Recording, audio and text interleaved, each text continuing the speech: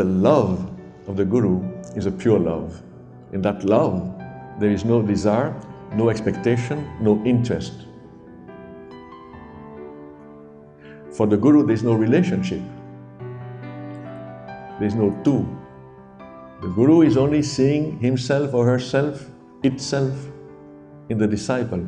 There is only one seeming, non-dual presence. Now it's up to the disciple to awake to this great mystery for the mind. It's a mystery for the mind. So when the disciple awakes, the form of the Guru dissolves in the formless. And there is oneness beyond words.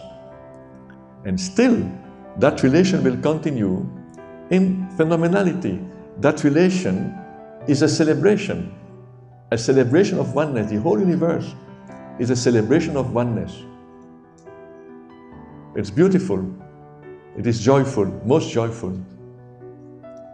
Though everyone knows at this stage, the Guru and the disciple, that there is no such duality.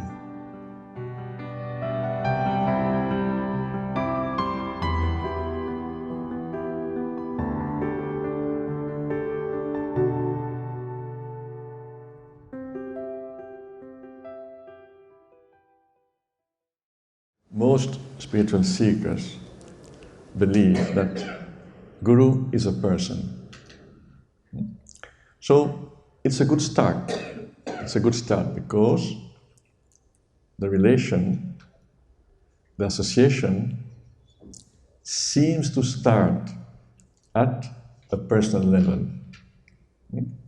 Person meeting another person, a seeker meeting a teacher. So therefore, we believe, because we know that the scriptures, the whole tradition, not only in Sanatana Dharma, but also in, say, Western traditions, there is an emphasis on the need of a spiritual master. Vivekachudamani, which was attributed to Adi Shankaracharya, you find a translation in many, many languages online. And it is said there at the beginning that three things are rare to obtain in this phenomenal world. First of all is a human birth. A human birth in this infinite universe is rare. And the second thing is, within that human birth, a burning desire for liberation. It is rare. It is rare among human beings. But then there's a third thing that is also rare. It is association with a Mahapurusha, literally a great being. We mean by that a Jnani, someone who knows, who is not in the fiction, who knows but is really here, is not mesmerized by the fiction of phenomenality. So this association is needed. So now there is a belief, and it's a constructive belief, that yes, I should associate with such being, that means a person. So it starts with or within a personal relationship. I take myself as the disciple, the seeker. Now, if you are ready to surrender to this being, then you will come to know gradually what it is all about. Because the Guru, as a person, will dissolve in the self. And you, as the I, will also dissolve in the self. So when the relation, Guru and disciple, becomes matured, it's like two empty mirrors facing each other. There's a complete absence. Means absence of any form. There's a complete emptiness. That emptiness is the consciousness. There's only consciousness. So the Guru was also a device of this life. The Guru has appeared through this life, the divine principle, the Akhanda, that which is indivisible, the supreme. That is also the manifestation of what we call the Maya, that is the creative power, the creative Shakti, Vikshepa Shakti. So Guru is a projection of the Vikshepa Shakti. Because you yourself take yourself as a form. So you need another form to go beyond the form. So in this relation, so-called relation, only the Guru knows that there is no person here. But that form of the Guru will facilitate the dissolution. That's why the Guru is the exterminator of the I. So it starts like a honeymoon. It's a beautiful story. And we feel so much gratitude for this meeting. It's something unique. And we know that from this moment onwards, I'll be free. So, meeting of the Guru is unbelievable grace in this world of darkness. So, since it starts as a dual relation, to come to the dissolution of the form, to come to the direct seeing, surrender is needed. So surrender is not the culmination of this relation. It is the very beginning. The so-called relation, because it starts within duality, because of the level of understanding, that surrender is the very condition to start this blissful, incredible relation. So surrender must be there first. If surrender is not there, we have not started even the relation. And what is the sign or the criteria that the deep relation has occurred between you and Guru? The greatest sign is the emergence within you of this deep silence, spontaneous, natural silence. When you feel at any moment in the presence of such a teacher that the silence is revealed in you, a silence that you cannot create. It's not, as I explained many times here, the cessation of thoughts. Thoughts may be there. It's a much deeper silence, and that is consciousness. So it means you have been initiated into consciousness in the presence of such being. It means that your surrender to him or to her has invited grace. This grace, we call it, for clarity of understanding, Guru Kripa.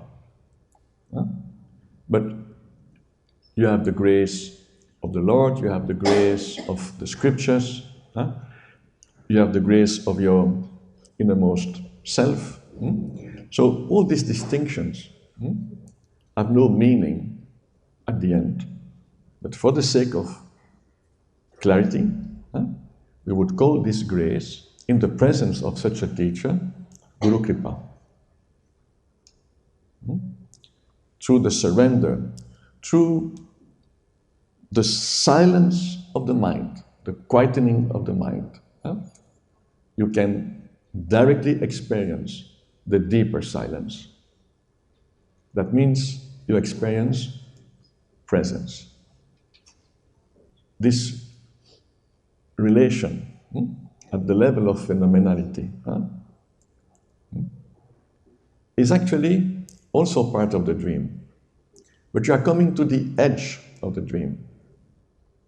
It's an imagination because you imagine yourself to be someone. So you can only project a person on the Guru. But what the scriptures are saying, and you find it also in the Guru Gita, Guru Sakshat Parabrahma. Guru is Parabrahman. And Sri Ramana Maharshi said, there's no difference between God, Self, and Guru. So, how to understand that? Because the Guru that we see as a person may have limitations. Limitations will always be there within phenomenality. Limitations of mind and body. No limitation in consciousness. So what is the meaning? The meaning is that the essence of the Guru, what we call the Guru principle, Guru Tattva, is actually that supreme, unique reality without a second, that manifests itself as the universe, as your phenomenal form, and as the form of the Guru. It's only that supreme reality that has manifested in front of you as this particular form. So you have Guru Tattva, that is the essence of the Guru. And what you experience is Guru Murti. Murti means form. The form of the Guru, the form of the formless. So that form is the instrument. That form is the facilitator. We say Karana Guru. Karana means instrument. That is the instrumental Guru. And it need not to be even a human form. In the life of Sri Ramana Maharshi, the Guru took the form of a mountain. In the life of Sri Dattatreya, you see that there were so many forms there. So it need not to be a human form, but in most cases it is a human form. A human form at the physical level or even at the subtle level. A Guru who is no more in the actual physicality may appear to you, and you may feel his guidance during all your sadhana, though is not registered anymore on the planet. So, this relation of the seeker with the Guru Murti is part of the dream. It's a holy dream. Now you are entering in the sacredness, because this is the last imagination. Because that Guru Murti will facilitate your own dissolution. He or she is not transmitting anything. You know what we call the Diksha, initiation, or Upadesha, the spiritual instruction. Sri Ramana Maharshi said, first of all, I'm not a guru, and I'm not giving Upadesha, and I have no disciples. But I answer questions of seekers who come to me. There's no pretense. So, there is a projection on the Guru because we have personalized the relationship. But the role of this manifestation, this embodiment, is to help you to uncover, to unfold, to recognize what is already here and totally present. So the Guru, again, is only the facilitator.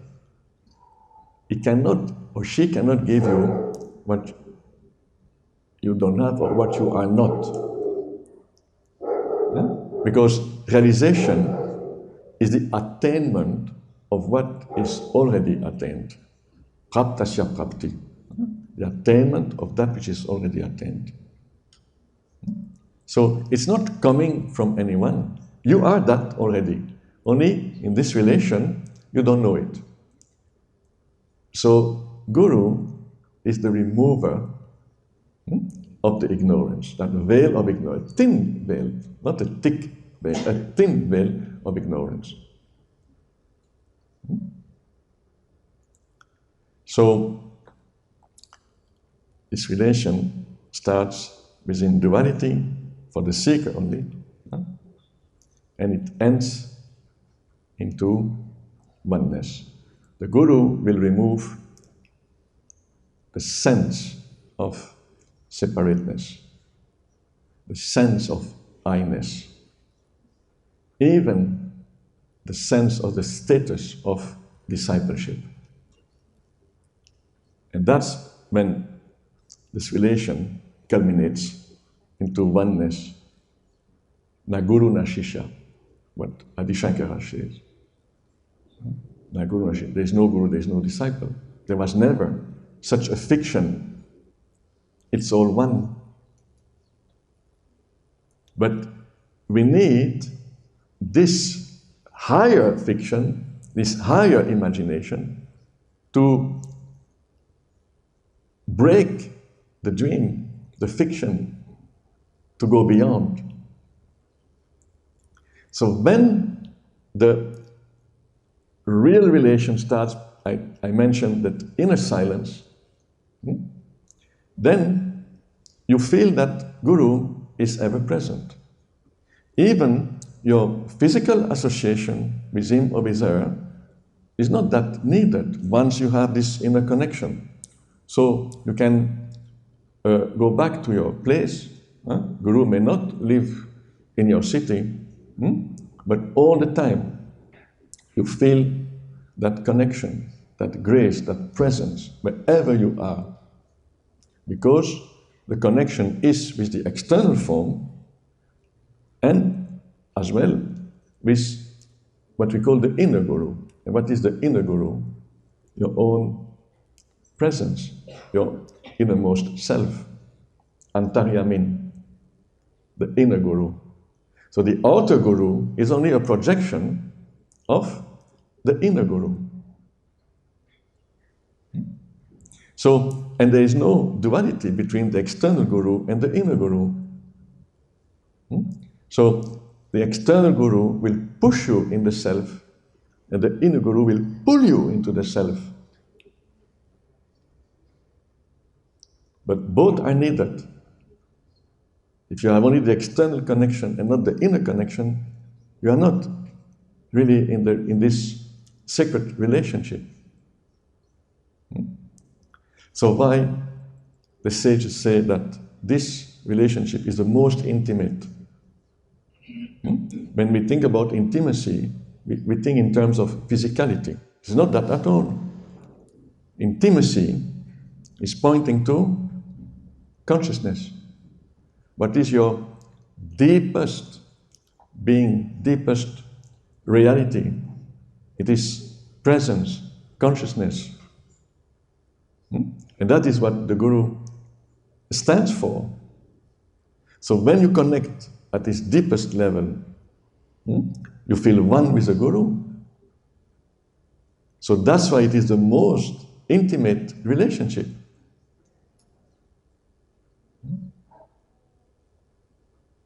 Now, the tradition says that Guru should have some qualities.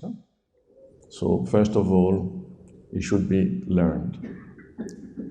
Usually we understand a scriptural knowledge. He must be, or she must be, versed in the scriptures, in the tradition. We don't start from scratch. There is a long transmission, parampara, lineage of sages, authentified by the tradition. So they are reliable because there's a lineage there that authentifies Guru. When we say learned, we mean also not just the scriptural knowledge, which is not a necessity, but a knowledge, first the direct knowledge, but also a knowledge that can be communicated, an ability to communicate a knowledge to the seeker. Another quality is Brahmanishta or Atmanishta. We have seen these words. To be established in Brahman or established in the self. So, if you look for a guru who is fully established in Brahman, it will be hard because there are very few. So there's a difference, as I've explained many times here, between awakening and the complete realization. Complete realization has to do with integration, transformation, deep transformation, as a consequence of the awakened state. So you cannot expect from all teachers to be established in Brahman. Definitely there will be a shortage of gurus. But preferably the teacher should be awakened. Should be awakened. Otherwise it becomes, or she becomes more like an instructor. There's a third quality. It is the power of inspiration. I've met some Gyanis, though I would not question their state, because there were signs that, yes, they were in the knowledge, the Gyan. They were Gyan, they were in Gyan. But what they were sharing was most confusing. And really I was confused. And thanks God, like in one case I spoke with a disciple who was a learned Pandit. Then I spent the whole day with him. I said, please explain, because I'm totally confused here. So he explained to me. I said, wow. That this Jnani could not convey. The Pandit could convey. The Pandit had no direct experience. The Jnani had direct experience. You see, it's not enough. You can be absorbed in consciousness and not being able to inspire.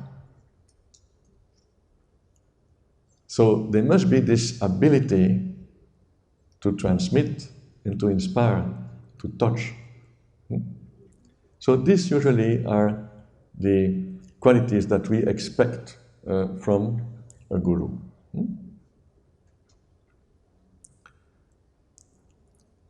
There are so many more things, to say. It's a big chapter, and it's a very deep subject.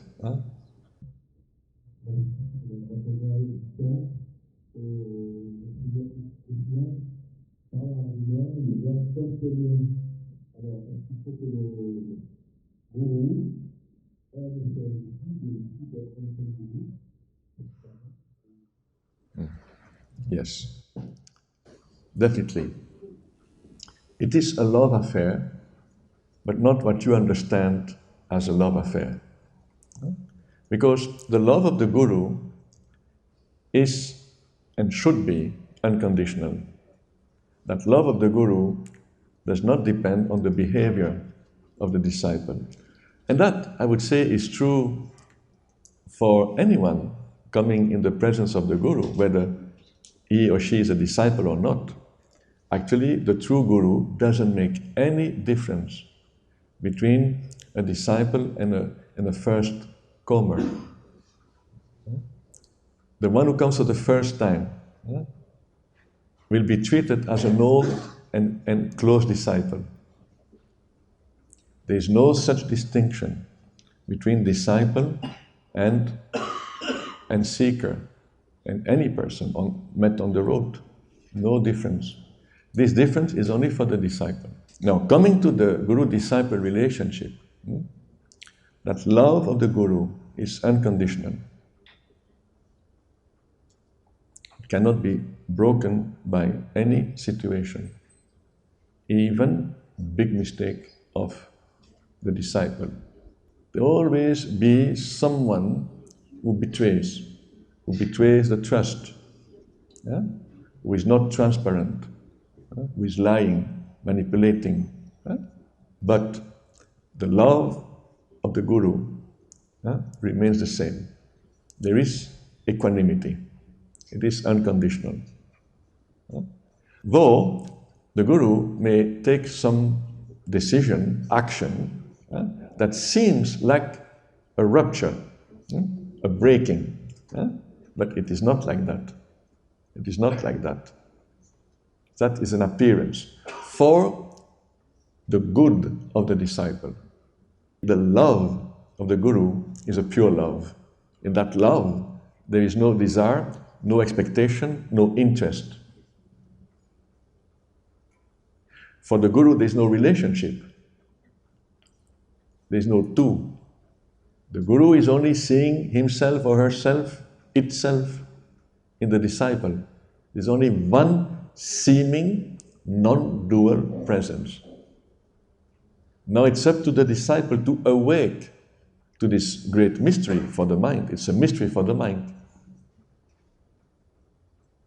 So when the disciple awakes, the form of the guru dissolves in the formless. And there is oneness beyond words. And still, that relation will continue in phenomenality. That relation is a celebration of oneness. The whole universe is a celebration of oneness. It's beautiful. It is joyful, most joyful. Though everyone knows at this stage, the guru and the disciple, that there is no such duality. Now, the love of the disciple at the beginning may not be a pure love, and that's why surrender is needed. The surrendering attitude will purify the love. When the disciple surrenders his or her personal will to the divine will that is now embodied in the physical form of the guru, then the love will turn into pure love. As long as there is a resistance of the disciple, so there is a barrier on this path of awakening. And guru is also like a good father and a good mother. So he or she sees the limitations, the weaknesses, and will help. So everything comes at his own time. This is a great shift in the inner understanding when you recognize the guru as the formless.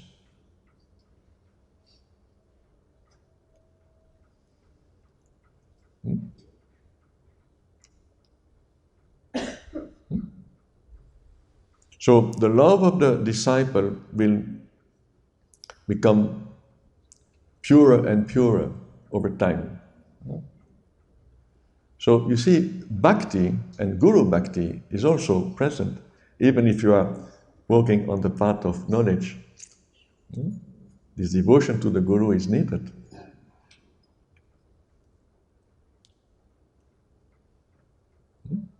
You don't have to go to the extent of a worship. That is more the Indian tradition of bhakti.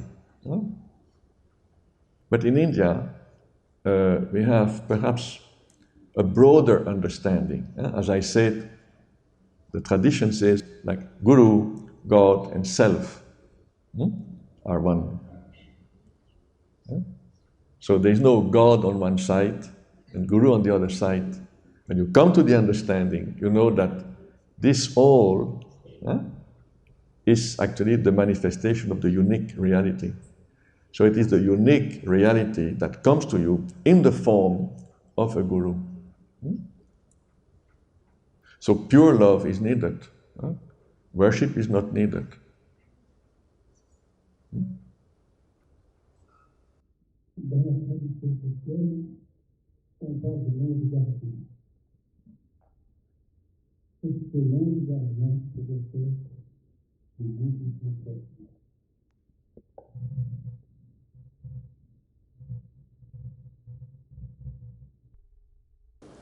The divine principle can assume any form to help you.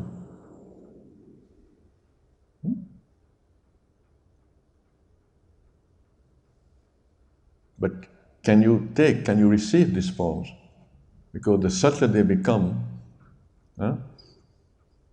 there is this immensity of consciousness.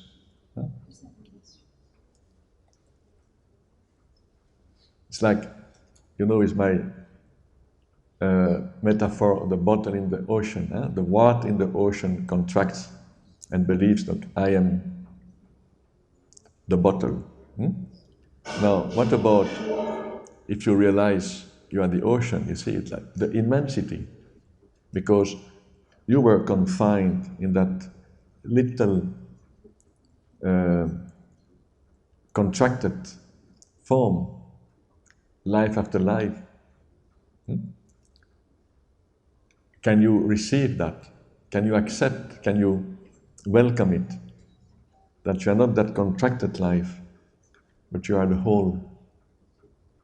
So when the immensity comes to you, the immensity of the ocean, can you take it? So usually another bottle comes to you, and that bottle will tell you, you are not the bottle. But that bottle knows. So you start a relation between two bottles. And slowly, gradually, that bottles will dissolve. And one day I'm the ocean. But if you have this direct darshan of the ocean, you can't take it. That's why there are intermediary forms, like angels are, in the tradition of the monotheistic tradition, from the West. These are intermediary levels. You can understand only in reference with the representation and the beliefs of these traditions.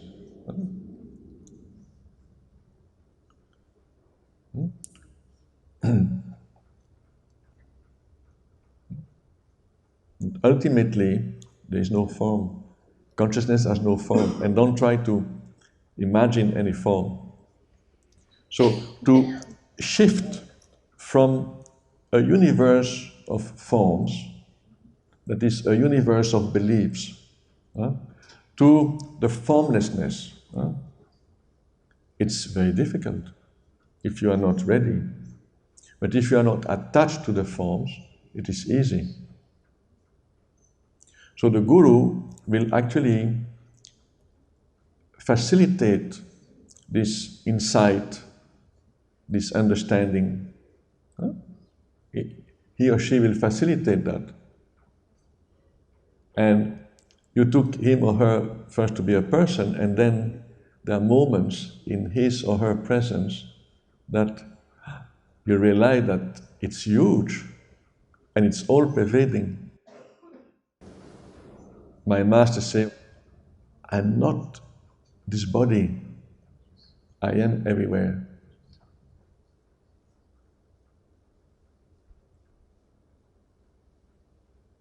So can you take it?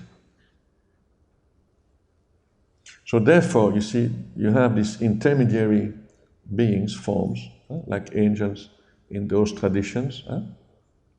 But in India, there's no need of angels. Actually, those great beings who have actually merged in the Absolute still appear, like the universe appear, as these subtle forms, radiant subtle forms. So the divine, if you connect with the grace of Sri Ramana Maharshi, will appear to you as Sri Ramana Maharshi. You see, when you connect deeply with the Guru, there is no need to stay many years with him or with her, because in India it is said that you need to remain 12 years living with the Guru. 12 years. But when you connect at the deepest level, the Guru can never leave you and you can never leave the Guru. When that deep connection is established, the physical proximity is not needed, provided that deep connection is there. Because all what you need to hear, what you need to be instructed, that will come to you wherever you are. That is the grace of the Guru.